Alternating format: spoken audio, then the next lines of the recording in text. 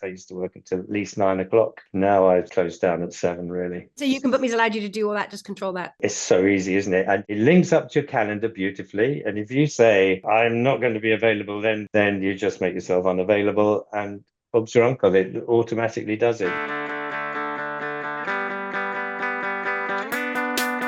I'm joined today by Luke Aspden, who is the founder of the UK Speech Academy, and he's been a long-time user of You Can Book Me. He's been with us for 11 years and taken almost 6,000 bookings. Thank you so much for joining us today.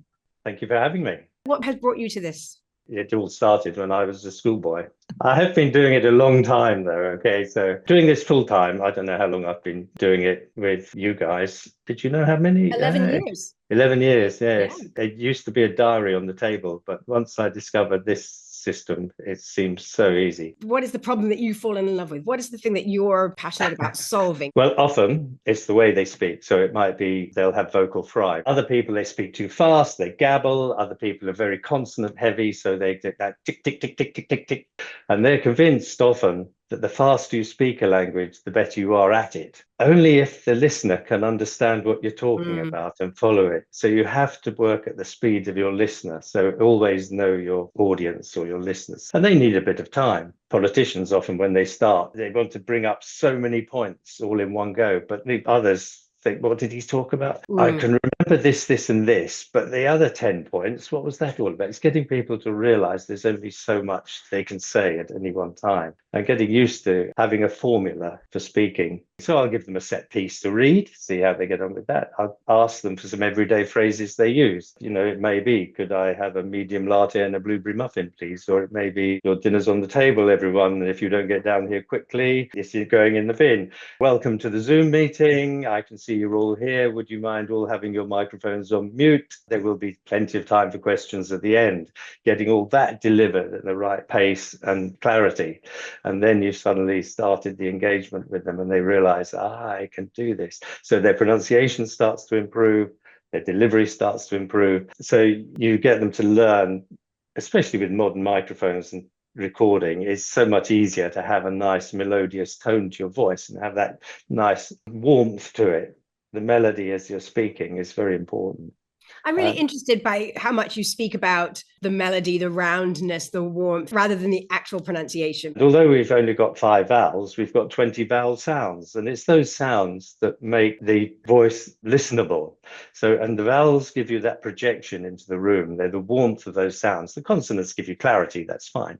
But often you don't need to worry so much about that, as long as the flow and the vowel sounds can carry you through those consonants. Yeah. It's So do you have customers in other countries, or are they primarily British? Oh, all over the world. Absolutely. But they're all trying to achieve the same thing. Very similar. It could be any of those things. So it's either improve their public speaking, improve their presence on the stage, their elocution, or their clarity of speech is the big thing, or their accent, of course. First of all, 11 years, almost 6,000 bookings. So it's okay, isn't it? You get about 45 a month on your cross.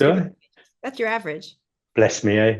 Yeah, it's amazing. It's really good. Tell me a little bit about the 2 pages. One is for the free 15-minute session. Yeah, so the 15 minutes, if you notice there, I've got a load of other pages too. Yeah. One of them is when you book, you pay. The other one is, so if someone's paid in advance, they just keep booking until the money runs out. But the 15 minutes is that initial interview, if you like, on both sides. I've spoken to them. Yeah, they're my sort of people. As long as I appeal to them, that's fine. We can get started. Then they book up an hour. And every session is an hour. Some people have longer, but generally speaking, it's an hour. You may have a wedding speech you want to prepare. So we'll go through that, and it may be 3 or 4 times in a week. Someone may have a speech impediment they want to fix. I don't profess to be a speech therapist, but I can tell them how to fix some of the things. Often it's just bad habits that people have. Those things we can fix quite quickly. People I talk to as well in the similar situation where they've got some kind of concern or fear or problem that they're trying to solve. They often look in the night, don't they? Or they're looking kind of out of hours. They're worried about something. It might be the weekend. And so you need them to be able to book that meeting. Absolutely. And if they just book it and it comes in, that's fine. I'll often see them come in late at night. And I'll think, we said we were going to so-and-so tomorrow morning. Sorry, we booked up. And like this afternoon. I thought, oh, I've got most of the afternoon off, Friday afternoon. How exciting is that?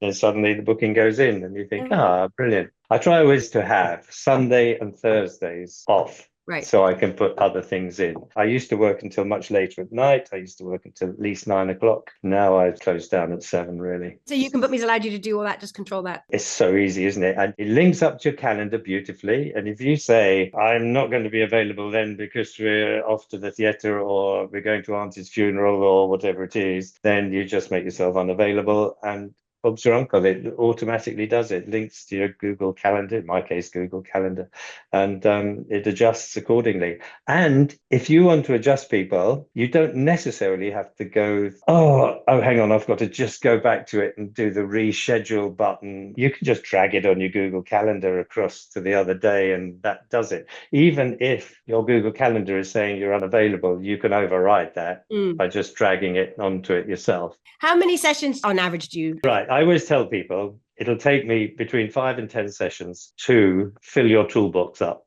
After the first lesson, they will learn an awful lot anyway, and they'll get notes for that. And for most people, it'll be getting that voice and projection right. So they've got a nice, warm, mellifluous sound when they're talking. Tell me about the bit beforehand, though. You said it was paper diary. Tell me about that. Oh, yeah, diary on the desk. Yep, filled in the diary. When it was changing, you crossed out that one and moved them to another day, didn't you? The fact that they can alter when they book, they had to phone me up then. Now they don't have to phone me up. They can just go, oh, he's got a space then. I'll reschedule it to then. And I can put a buffer in between. I always put half an hour buffer in between people so I can just make a few notes afterwards ready. Because at the end of each session, I send people an email and their homework. Maybe if I've got a gap, if someone reschedules, I'll use that gap to start the emails. Otherwise, I'll wait until the end. They can reschedule. They can also cancel if they need to. It's just so easy, isn't it? Whereas in the paper diary, you're scribbling it out. Have I got the right day? They've booked it normally. It sends the Zoom link to them. It's all taken care of, isn't it? I was always reluctant to take online bookings because I thought, which one are we going to use? So before you were using YouCanBookMe, but you weren't doing online sessions. You were doing in-person sessions. We were doing in-person sessions originally, but it seemed very easy, didn't it, to set up online bookings? So that's it. Why not do them? So if you were starting out now, knowing what you know now, or if you came across a young person who wanted to start something, what advice would you give? Oh, just do it. Get out there and do it. Whatever you think,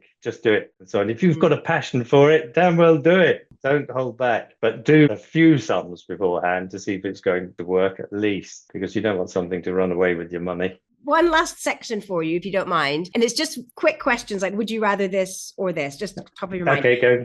So fine. Would you rather throw out your phone or your laptop? I have to have the phone. A phone, you can do everything on the phone nowadays. Why would you cart a laptop around with you? And I do prefer typing on a keyboard, which is why I have a desktop. But throw out the computer, use your phone. If all else fails, you've got your phone. Would you rather get a new customer or double your sales to an existing customer? Probably double the sales, because you never know if a new customer is going to go the distance. If you could tell me who the new customer is, maybe I'd change my mind. But if you're just asking for a quick fire answer, double existing, yeah. Okay. Would you rather speak at a huge conference or make a new sale? Everything I do relies on that first conversation. If I'm speaking at a conference, I'm having that first conversation with 100, 200, 300 people. If it's a new sale with a corporate outfit, then I'll have the new sale because they've already bought into the idea. One new sale isn't going to give me the openings that a talking at a conference might. Yes, it's like one to many. Generally speaking, I need that first contact. And if I'm doing it with a lot of people, fine. If I'm doing it with one, it's also fine. But